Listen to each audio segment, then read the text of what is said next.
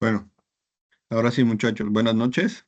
Em, Estuve revisando en la plataforma, pero no veo entregas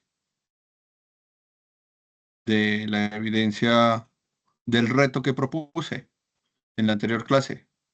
Entonces, muchachos, lo tienen ahorita para presentarlo, lo hicieron, no lo hicieron. Recuerden que pues, ese reto era para poderlos exonerar de la evidencia que no hayan entregado, ¿cierto? Puede ser la evidencia uno de la actividad de aprendizaje uno o puede ser la evidencia uno de la actividad de aprendizaje 4, ¿cierto? Entonces, muchachos, los escucho. ¿Prepararon algo para hoy? ¿Recuerdan el reto?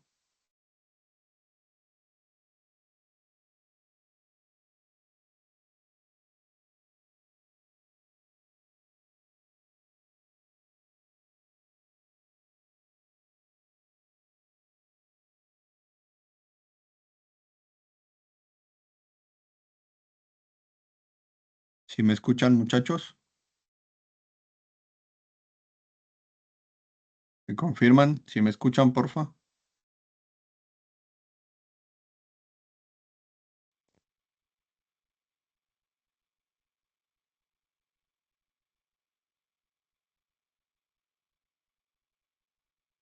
Steven dice, no me enteré del reto por motivos del trabajo, apenas me estoy desatrasando de todo lo pendiente.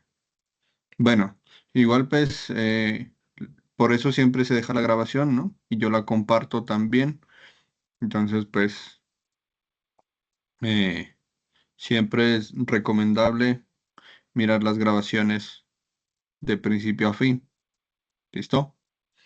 Bueno, pues mira que si hubieras visto la grabación, te hubieras enterado del reto, que en la clase creo que quedó muy claro esa temática y por eso propuse ese reto. eh, y pues con eso ya te exonerábamos de algo que tengas pendiente. De acuerdo a lo que mencionas, pues tienes algunas cosas pendientes, entonces eso te hubiera servido mucho. ¿Sí? ¿Y qué dice Samir?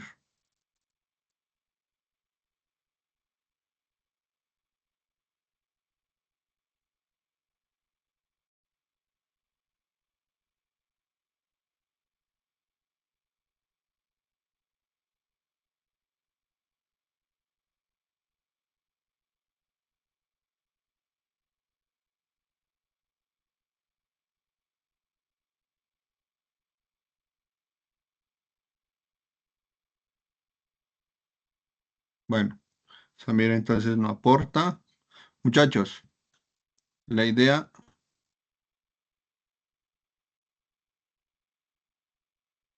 bueno, pero pues si tú me escuchas, él debe escuchar, ¿no?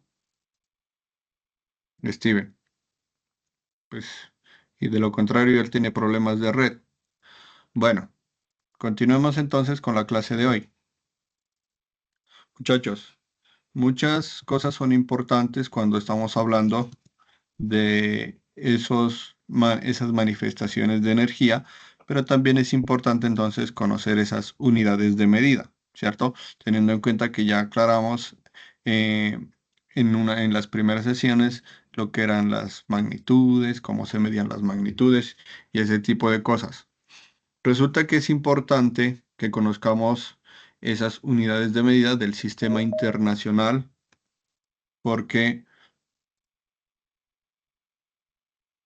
perdón, sí, porque de cierta manera, ¿cierto? O indiscutiblemente nosotros en los diferentes procesos que vayamos a desarrollar o a crear o a trabajar, tenemos que emplear algo de esto, ¿sí? Esto también tiene que ver mucho con lo que es saber convertir las unidades, ¿sí? Saberlas trabajar y entre mejor sepamos cómo se realizan esos procesos, mucho más óptimo será lo que nosotros podemos crear, esas soluciones que podemos diseñar, ¿sí? Entonces en pantalla ustedes están viendo la masa, la longitud y la capacidad, que son unas de las más importantes, y asimismo algunas de las maneras en cómo podemos realizar las conversiones. En esos cuadritos o en esas graditas que están ahí graficadas, está resaltado en el centro la unidad de medida, ¿sí? O el símbolo con el que se representa la masa G o GR, como la conocemos todos, que son los gramos, la longitud, la M o el MT, que es el metro, ¿sí? Y la capacidad, también la L o LT, que son los litros, ¿cierto? O normalmente como la vemos nosotros indicada en las diferentes bebidas que consumimos diariamente, mililitros, ¿sí? Y entonces un cuadrito que nos está aclarando a qué equivale cada una de esas unidades de medida, cada una de esas símbolos que representan esas medidas, ¿sí? Importante tener en cuenta eso. Bueno, muchachos, en la anterior clase habíamos dicho que íbamos a, pues, revisar esas evidencias que tenían pendientes. Pues, revisé la evidencia 1 de la actividad de aprendizaje 4, a ver si encontraba esos retos, pero entonces no hay ni uno y no hay ni una entrega. La recomendación, la fase, pues tiene un tiempo límite y como yo les había indicado anteriormente, la idea es que entreguen esas evidencias antes de terminar la fase, porque lo contrario no habrá tiempo de pues, pedirles correcciones o de hacer observaciones para que mejoren y así aprueben, ¿cierto? Porque puede ser que las evidencias que entreguen no cumplan con lo que se solicita y en ese caso no van a aprobar y pues la idea es optimizar el trabajo entre todos nosotros, cumplir con las evidencias que se piden y asimismo pues culminar nuestro proceso satisfactoriamente para tenerlo en cuenta, ¿sí? Bueno, habíamos dicho que íbamos a hacer la presentación del reto. Creo que, bueno, ahí se conectó un nuevo compañero, Jacome. No sé, Jacome, si tú realizaste el reto que propuse en la anterior clase. Te escuchamos. Buenas noches, no, profe, no, y a la anterior clase no pude ingresar, no revisé el video, profe. Bueno. Entonces, así como a otros compañeros les hice la recomendación, pues cuando no asistamos, la idea de dejar la grabación es que la revisen para poder ponerse al día, ¿cierto? Entonces, en cuanto a evidencias, pues tú también creo que eres uno de los que tiene cosas pendientes.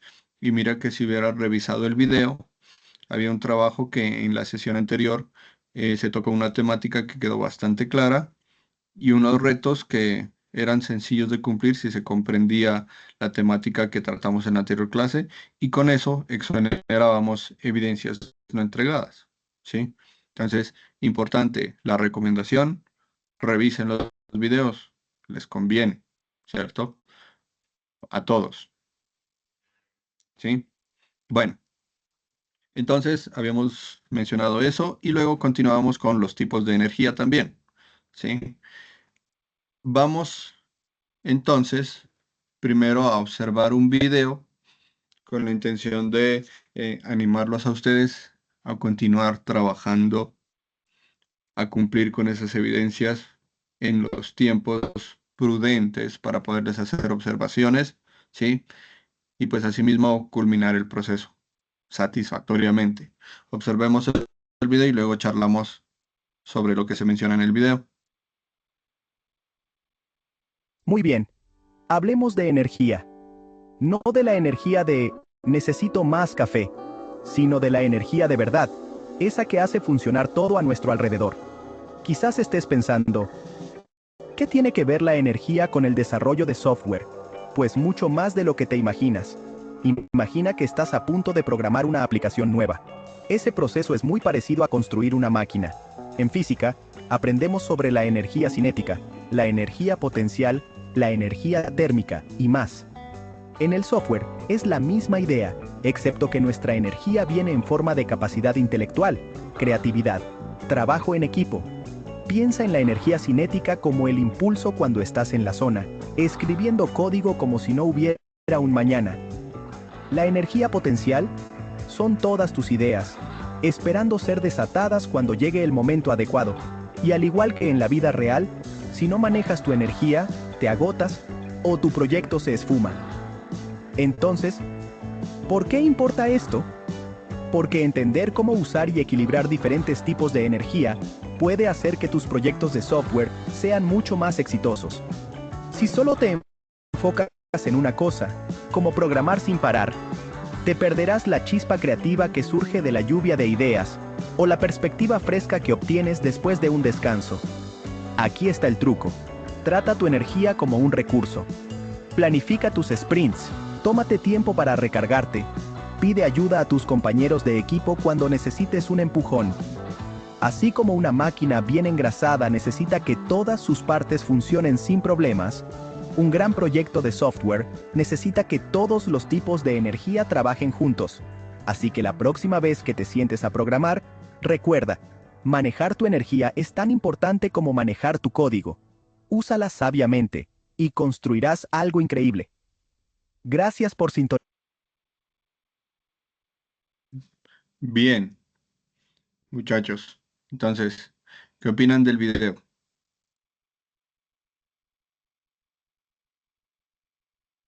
¿Qué creen que les Eh, faltó para...? Te escuchamos, Jacome.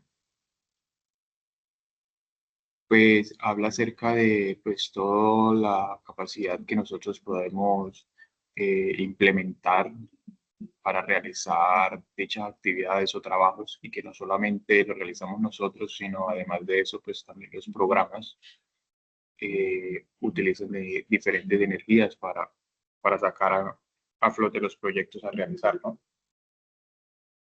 Muy bien, ¿cierto? Entonces, eh, ¿qué energía es la que ustedes están trabajando, ¿cierto? O la que se les está agotando, por la que estamos pendientes de entregar evidencias?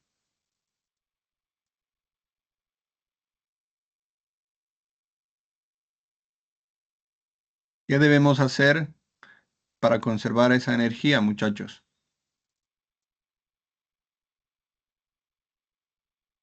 Para recuperar esa energía que se pierde por el agotamiento de los compromisos, las responsabilidades que tenemos en el día.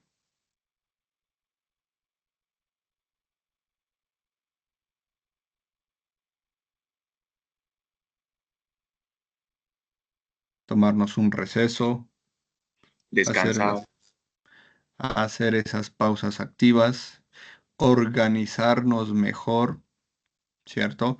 Organizar esos tiempos, ¿sí? Que sabemos que vamos a estar ocupados en nuestras responsabilidades en el día, ¿sí? Y entonces organizar unos tiempitos para tomar unos recesos sin que eso afecte el cumplimiento de nuestras responsabilidades. Es muy importante, ¿cierto? Me inscribí acá porque tengo ganas de progresar, tengo ganas de crecer, ¿cierto? Pero entonces, con esas mismas ganas, con esa misma energía que yo me inscribí a este programa, con esa misma energía tengo que continuar, tengo que conservarla, tengo que recuperarla, tengo que mantenerla para poder cumplir con lo que este proceso exige, ¿cierto? Entonces, muchachos, ánimo, que ustedes pueden, si se organizan mejor, van a poder ponerse al día. Si no han entregado la evidencia uno, que es el cuestionario, revisen las grabaciones. Hay mucho material de apoyo, mucha ayuda que hemos realizado en las sesiones con el fin de facilitarles a ustedes la entrega de esas evidencias. ¿Sí? Te escuchamos, Jacome. profe, hay una evidencia también que se entrega, que es de una bitácora de procesos. En esa bitácora realmente se debe es como qué se ingresa en esa actividad, cuál es el cuerpo de esa actividad, profe. Listo. Muy buena pregunta, porque entonces, mira que esa, pues, es la razón por la que ustedes deben ponerse al día y deben ver esas grabaciones, ¿sí? No solo guiarnos o no solo eh, estar pendientes de lo que en la guía se dice, de lo que en la guía se muestra, porque en las sesiones puede ser que haya mucho material de apoyo que aquí en las clases hacemos, desarrollamos, construimos entre todos para que les facilite a ustedes entregar esas evidencias, ¿cierto? ¿Por qué te menciono esto que es importante? Porque mira que en una de las sesiones o en las primeras sesiones, si no estoy mal, fue la primera sesión Sí, en la profe, que en la primera sesión. Se había en la que, acordado que se iban a entregar solamente dos evidencias con usted, de las cuales una era el cuestionario y la otra evidencia era algo de proponer acciones de mejora. Era algo que se había tratado, ¿sí? Pero estaba buscando también la parte de esa, la evidencia donde pues se hablaba de proponer acciones de mejora, pero encuentro que es una bitácora y un video. Pero entonces no sé realmente si es que en cuál de las dos es que se debe como tratar esas no, acciones de mejora o cómo es, profe. O de o repente está en sea, otra sesión. sí, no te preocupes porque entonces en esa evidencia, más que todo lo que ustedes tienen que hacer es entregar ese video. Por esa bitácora, no te preocupes, ¿sí? Ah, Más ok, bien profe. preocúpate por investigar, por consultar, ¿sí? Eh, o por ver la sesión anterior, que con esa sesión anterior les van a fluir muchas ideas para que ustedes puedan realizar ese video expositivo, ¿cierto? Ahora, el reto tenía que ver con que grafiquen ese tipo de movimientos, ¿cierto? El comportamiento de esos movimientos. Sí, entonces, el reto era una evidencia mucho más sencilla que el video, ¿cierto? Ahora, ¿qué pueden hacer? Pues voy a realizar, explicármelo. Eso es como una manera de eh, facilitarles a ustedes la creación de ese experimento en video, ¿sí? ¿Por qué les menciono esto? Porque anteriormente esta evidencia la han entregado otros compañeros realizando ahí en vivo los experimentos que tienen que ver con la física, ¿sí? Prendiendo fuego, haciendo experimentos con agua, con el movimiento rectilíneo uniforme, el movimiento angular, ¿cierto? Que si nos ponemos a analizar eso, esos experimentos o esos tipos de experiencias son un poquito más complejas, ¿sí? Pero entonces, para facilitarles a ustedes el trabajo, lo que pueden hacer es eso, cumplir ese reto que propuse en la anterior clase y en video explicármelo, ¿cierto? Un video en el que ustedes experimenten o de una manera me muestren cómo es esa experiencia o cómo es que se realizó esa gráfica o cómo se obtuvieron esos datos que van a graficar, ¿sí? Vale, Eso profe, vale. O simplemente. sea, hacemos el reto explicado en el video. Correcto. Y digamos que el reto hace, hace las veces de la bitácora, Ah, vale, profe, ¿cierto? gracias. Porque el reto tienen que graficarlo, ¿sí? Y entonces, en tu explicación, lo valemos como la evidencia del video expositivo, ¿cierto? Porque en la explicación tú me vas a hacer alguna demostración de ese movimiento o cómo se obtuvieron esos datos y con eso, pues, finiquitamos evidencias. Finiquitamos ese trabajo o esa bitácora y el cumplimiento de esa evidencia. ¿Listo? Listo, profe, muchas gracias. sonizar. Sí. Muy bien. Bueno, muchachos, pues prácticamente con esto de los tipos de energía me parece un poquito más dinámico que veamos videos que nos explican de alguna manera experimental cómo es que se representan esos tipos de energía, ¿sí? Son dos videos cortos que quiero que los visualicemos y luego, pues, con eso charlamos sobre lo que se entendió, sobre las dudas de lo que en el video se menciona y con eso terminamos la sesión de hoy. ¿Listo? Entonces, veamos atentos. Para muchos científicos, Isaac Newton ha sido el más grande científico de todos los tiempos. Una de sus más grandes contribuciones fue expresar el comportamiento físico de la naturaleza en forma de leyes. ¿Cómo funcionan las leyes de Newton?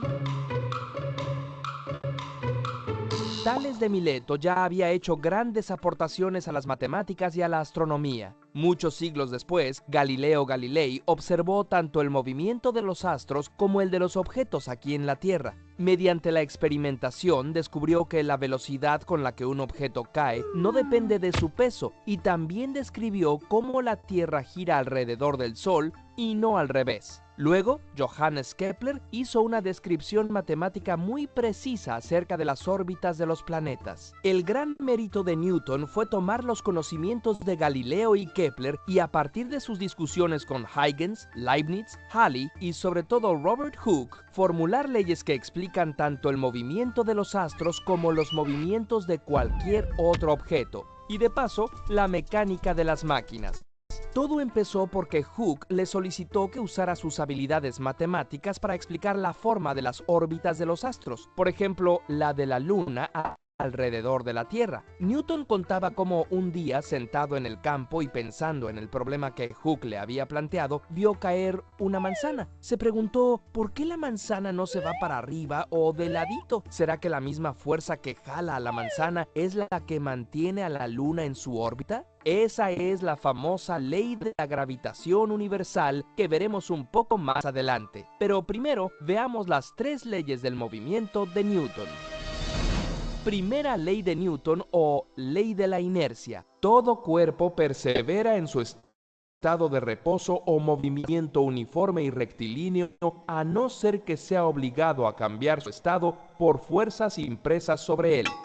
Esto significa que si un objeto está quieto, seguirá quieto, a menos que una fuerza actúe sobre él, o que si el objeto está en movimiento, seguirá moviéndose en línea recta a menos que una fuerza externa desvíe su trayectoria. Por ejemplo, si empujas un cochecito, este avanza en línea recta por un momento, pero se acaba deteniendo porque hay una fuerza que lo empuja hacia abajo y crea una fricción que lo frena. ¿Y las trayectorias curvadas? Es algo similar. Por ejemplo, si imprimes una fuerza a una pelota, pero está amarrada a un cordel, hay una fuerza que arroja la pelota hacia afuera y otra que la mantiene cerca de tu mano. En vez de seguir una línea recta, la pelota sigue una órbita circular. Algo similar ocurre con la órbita de la Luna. La Tierra debe ejercer una fuerza de atracción. Si el cordel se rompiese, la pelota saldría volando en línea recta. Lo mismo pasaría con la Luna si de repente la Tierra desapareciera. Segunda ley de Newton o ley fundamental de la dinámica. El cambio de movimiento es directamente proporcional a la fuerza motriz impresa y ocurre según la línea recta a lo largo de la cual aquella fuerza se imprime. En términos simples, mientras mayor sea la fuerza que se le imprime a un objeto, mayor será la aceleración. Imagina un auto que viene en esta dirección. Trazaría este vector. Si un auto con la mitad de su fuerza lo empujara en esta dirección, y suponiendo que el choque fuera elástico, su trayectoria se desviaría así. Si actuara un tercer auto, esta vez con más fuerza, el vector sería este. En resumen, la trayectoria es el resultado de la magnitud de todas las fuerzas que operan en el objeto. Se expresa en la fórmula fuerza es igual a masa por aceleración. Tercera ley de Newton o principio de la acción y reacción. A cada acción siempre se opone una reacción igual pero de sentido contrario. Es decir, si empujas algo, ese algo te empuja a ti.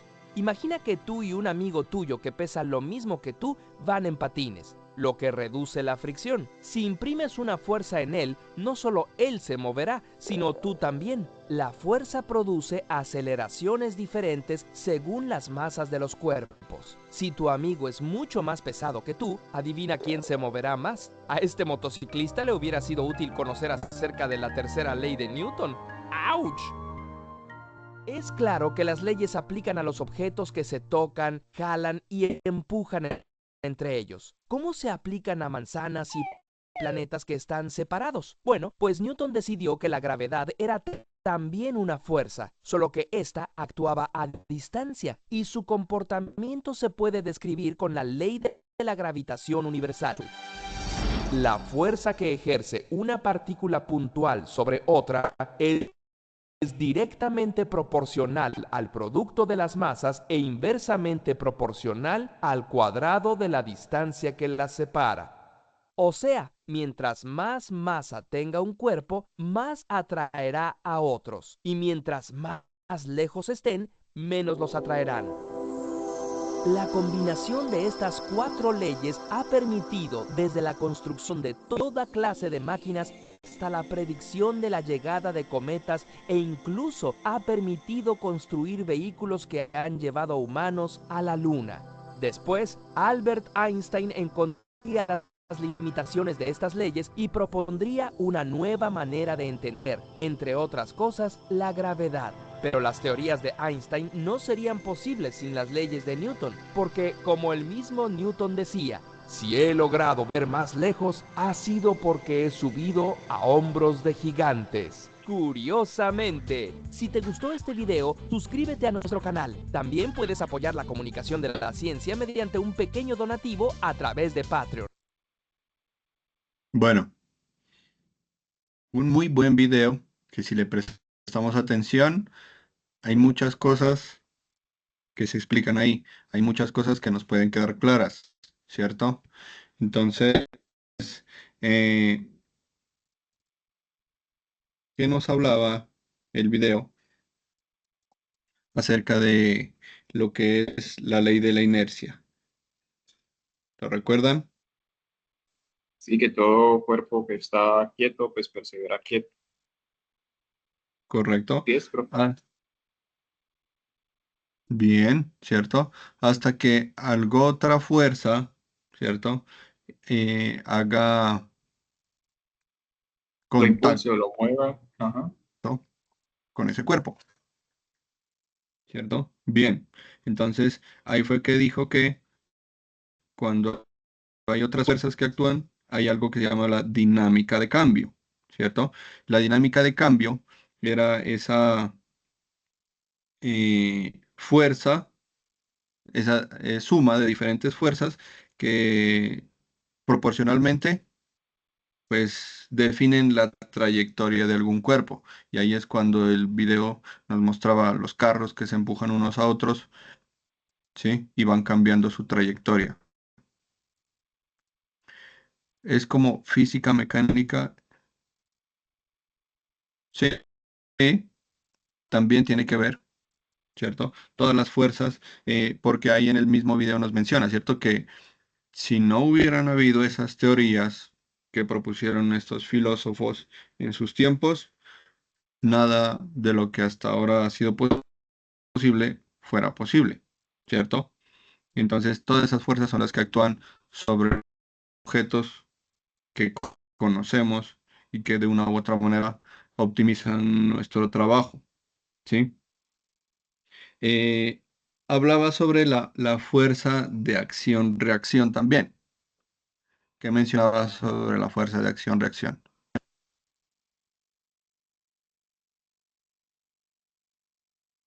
¿Qué produce la fuerza de acción-reacción?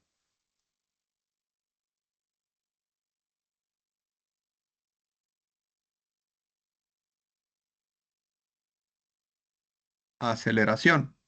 Y ahí es cuando él hacía el ejemplo de los chicos en patines, que uno a otro hacían fuerzas diferentes con sus manitas, y entonces cada uno avanzaba de acuerdo a la fuerza que ¿cierto? Aplicaba en él, ¿sí? Bueno, continuemos Y siguen. Para muchos con otro videito, un último video, son 3 minutos también, que también nos habla sobre este tipo de fenómenos y con eso terminamos por ahora. ¿Listo? Muchachos, creo que con esto está lo suficientemente claro para que puedan eh, desarrollar esas dos evidencias que pedimos. Recuerden que eran cuatro. La idea de reducir las dos es que las entreguen, muchachos. ¿Sí? Aprovechemos esas oportunidades, aparte pues de lo que ya propusimos anteriormente. ¿Listo? Veamos este último video y con eso terminamos. ¿En qué se parecen una sopa enfriándose en tu mesa y el motor de un automóvil? Seguro que ya sabes porque ya viste el título del video. Hoy hablaremos de estos principios útiles en física, ingeniería, química y biología y que explican desde el mecanismo de una gigantesca locomotora hasta la función de la microscópica mitocondria y todos los procesos donde haya intercambio de energía. Así es, lo que todas esas cosas tienen en común son las leyes de la termodinámica. Una explicación sencilla.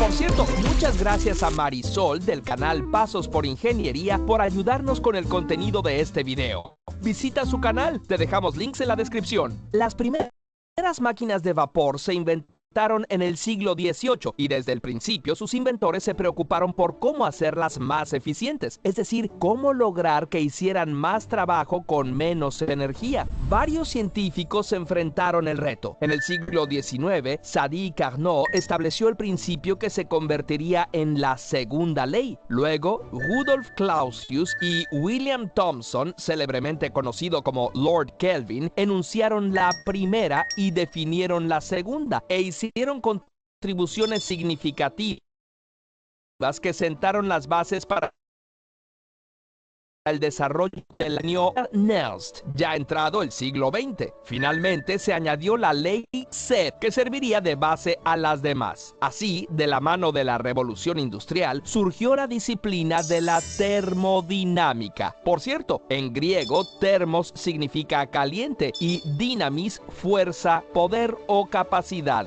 Para entender qué dicen cada una de estas leyes, primero conviene explicar qué son la temperatura, la energía térmica y el calor, que suenan parecido, pero son cosas muy diferentes. Todos los objetos están formados por átomos y moléculas, y aunque los veas ahí muy quietecitos, en realidad sus moléculas están en constante movimiento, empujándose unas a otras como niños revoltosos. Unos quizás son más revoltosos que otros, pero podemos sacar un promedio de la energía cinética que tienen las partículas. A ese promedio le llamamos temperatura, y es lo que podemos medir con un termómetro. Ahora bien, si sumamos la energía de todas las partículas del objeto, obtenemos un total al que llamamos energía térmica. Entonces, dos objetos pueden tener la misma temperatura, pero si uno es más grande, tendrá más energía térmica simplemente porque tiene más partículas en movimiento. Por último, si tocas ese objeto y tiene mayor temperatura que tú, sus partículas revoltosas empujarán a tus partículas. A esa transferencia de energía térmica la denominamos calor. ¡Auch! La temperatura se mide en grados como Celsius, Fahrenheit o Kelvin. La energía térmica en joules y el calor también en joules o calorías. Un par de definiciones más. Por sistema entenderemos una región o fragmento del universo que estamos examinando. Puede ser un objeto o una colección de objetos. Su entorno es lo que lo rodea, técnicamente el resto del universo. Si el sistema permite flujo de calor hacia o desde el entorno, se dice que tiene paredes diatérmicas. Si no lo permite, sus fronteras son adiabáticas, aunque en la realidad no existen las paredes adiabáticas perfectas. Ahora sí, veamos las 4 leyes. Ley 0, equilibrio térmico. Es el principio más fundamental. El equilibrio térmico se refiere a la igualdad de temperaturas de manera que no hay intercambio de calor. La ley dice que si dos sistemas están en equilibrio térmico con un tercer sistema, entonces esos dos sistemas están en equilibrio térmico entre ellos. Si el objeto A está en equilibrio con el objeto B y B está en equilibrio con C, entonces A está en equilibrio térmico con C. Quizás suene muy obvio, pero este principio hace evidente que si dos objetos están en equilibrio térmico con sendos termómetros y estos muestran la misma temperatura, los objetos estarán en equilibrio térmico entre ellos aunque no estén en contacto. Esto establece a la temperatura como el indicador de equilibrio térmico, lo que posibilita todas las mediciones y obtención de datos que se hacen en un laboratorio de termodinámica. Primera ley: conservación de la energía. A partir del principio de que la energía no se crea ni se destruye, solo se transforma, se deduce que la energía térmica puede transformarse en otras formas de energía y viceversa, y por lo tanto producir trabajo. Imagina el cilindro de la máquina de vapor más básica. Al introducirle energía térmica, el agua se transforma en vapor y ocupa un volumen mayor, lo que hace que se mueva el pistón. El calor ha producido trabajo.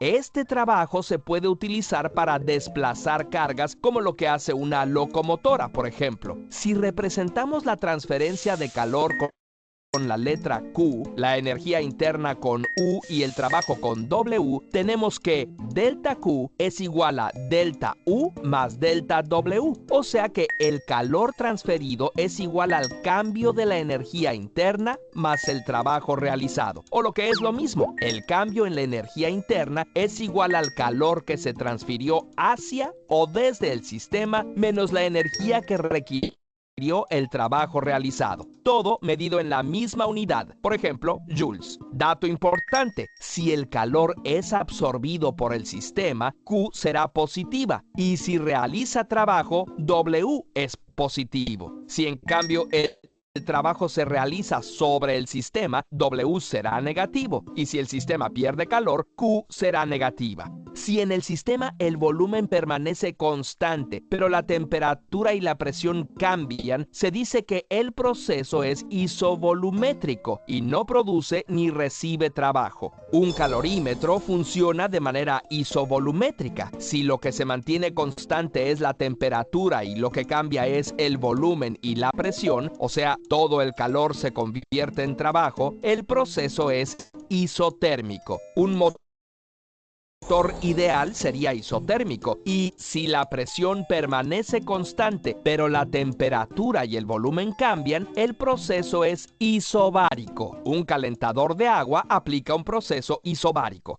Segunda ley: entropía. Ninguna máquina o sistema puede tener un 100% de eficiencia. O sea, no es posible convertir toda la energía en trabajo, porque parte de la energía se convierte en sonido y la fricción vuelve a convertir la energía cinética en calor, lo que hace que el sistema pierda energía hacia el entorno. La entropía se puede entender como el desorden y representa esta inevitable pérdida de la capacidad de convertir calor en trabajo. Otra manera de expresarlo es: el calor siempre fluye de las regiones de mayor temperatura hacia las de menor temperatura, y nunca al revés. Un plato de sopa caliente se enfriará si se deja a temperatura ambiente, calentando levemente sus alrededores. Aunque haga calor, la energía nunca pasará del aire a la sopa si la sopa está más caliente, y el agua de un vaso le pasará su calor al cubo de hielo en su interior, calentando el hielo y enfriándose ella, y no al revés. De la misma manera en que una gota de tinta se dispersa en el agua y es prácticamente imposible que vuelva a juntarse toda en el mismo punto. Un sistema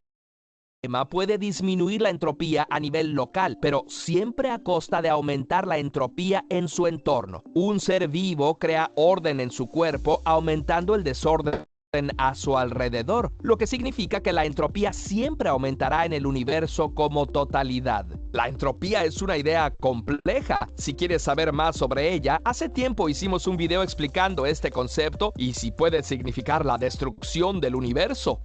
¡Corre a verlo! Bueno, primero termina este. Tercera ley, el cero absoluto. ¿Recuerdas que imaginamos a los átomos y moléculas como chiquillos revoltosos? Pues la tercera ley estipula que literalmente no se pueden quedar quietos. Cuando baja la temperatura de un sistema, la energía, el movimiento de las moléculas, también baja. Si se quedaran completamente quietas, diríamos que alcanzan el cero absoluto, cero energía. Pero el cero absoluto solo existe en la teoría. En la práctica, el movimiento nunca se detiene. La tercera ley dice, es imposible bajar la temperatura de cualquier sistema a cero absoluto en un número finito de pasos. Por eso se dice que el cero absoluto es teórico, porque teóricamente se podría lograr con una cantidad infinita de procesos. En el mundo físico, las cosas más frías que te puedes imaginar todavía se mueven bastante. En el espacio existe la nebulosa de Boomerang, que está a más o menos 272 grados Celsius bajo cero, lo que equivale a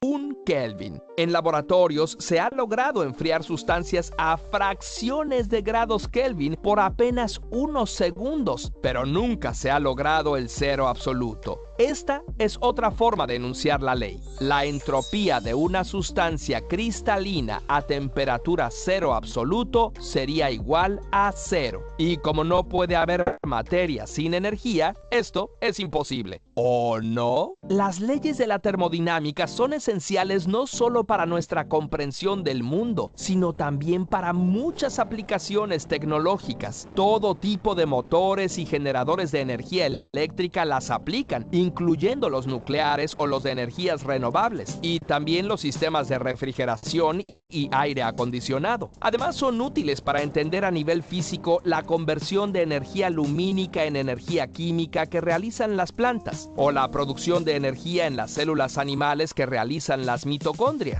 Incluso tiene implicaciones filosóficas relacionadas con el origen y el destino del universo. Curiosamente.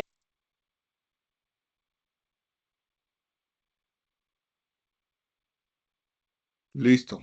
Entonces, muchachos, movimiento, fuerzas y energía. Las tres cosas más importantes que ponen a funcionar nuestro mundo prácticamente. ¿Sí? Eh, el video mencionaba pues cosas muy claras, muy chéveres como para que entendamos bien eso de lo que es la termodinámica, ¿sí? Que tiene mucho que ver con pues el cambio de la energía, ¿cierto?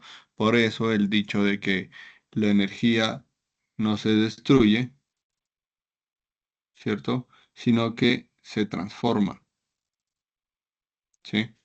Bueno, muchachos. eh,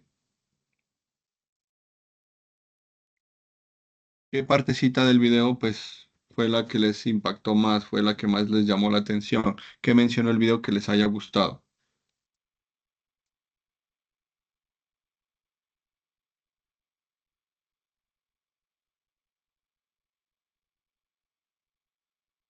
¿Qué es la energía térmica?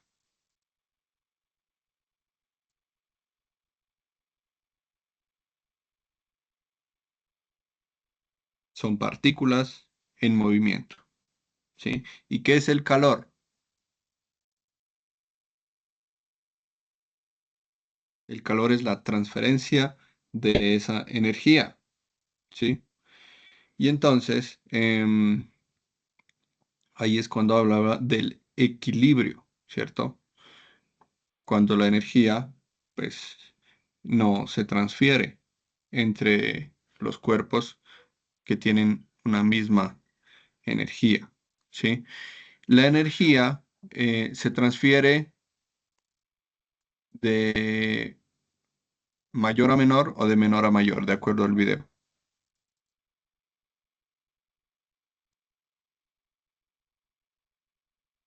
Mayor a menor, profe. de mayor a menor, ¿cierto? Y esa es la razón por la que ahí nos mostró un video, ¿cierto? Que si nosotros, pues otro ejemplo que puede ser también cómo se puede interpretar eso. Si nosotros tocamos algo caliente, ¿qué pasa? Nos quemamos. ¿Por qué? Porque la energía de eso que está a más temperatura, a mayor temperatura, se transfirió a lo que está de menor temperatura, ¿cierto? Entonces, miren que son cosas que al parecer no tienen eh, una explicación así tan bien estudiada, tan bien estructurada, ¿cierto? Pero todo tiene su razón de ser, ¿cierto? Em, ahora,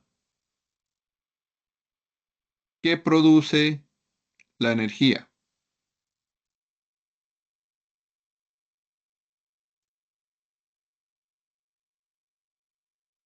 Trabajo, muchachos, ¿cierto? Y ahí es cuando el video nos mostró también unas fórmulas, nos mostró cómo se desplaza una locomotora y cómo otros motores trabajan a partir de esa energía también, ¿cierto? Hablaba de la entropía también el video, ¿sí? ¿Qué decía sobre la entropía? Es como el desorden de la capacidad del calor en el trabajo y que todo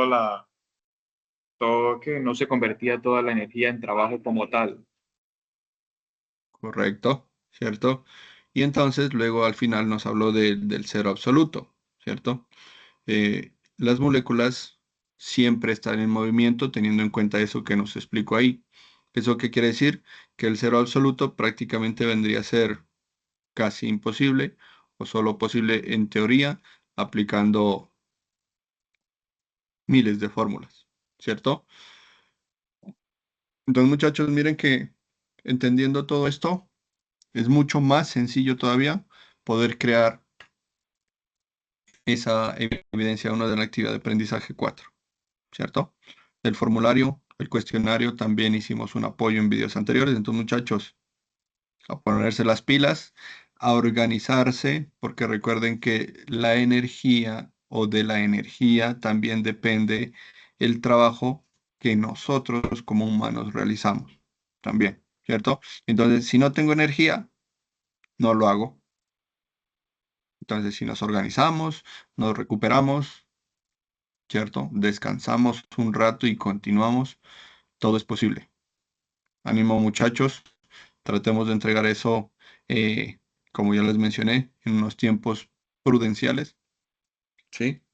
Y con eso, pues, terminamos la clase de hoy. No siendo más, entonces, muchachos, nos vemos en la próxima sesión. Detengo la grabación. Gracias, profe.